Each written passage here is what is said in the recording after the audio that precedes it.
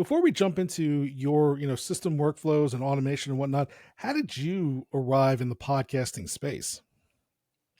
Well, I originally arrived in the podcasting space around 2010, something like that. I was hanging out with a bunch of my friends.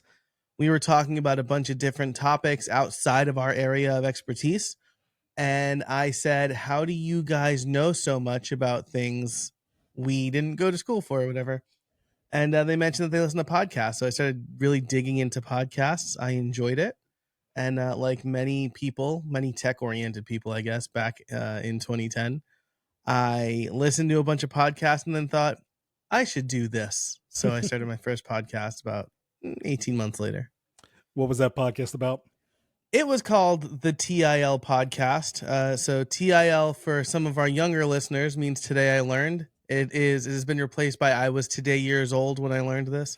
And it was me and a bunch of friends talking about things that we didn't really know anything about, but talked about it anyway. Very, very typical early 2010s podcast. I think it was just like, we'll talk about Bitcoin. What does that mean? It was not a very popular podcast. It was like 5 people.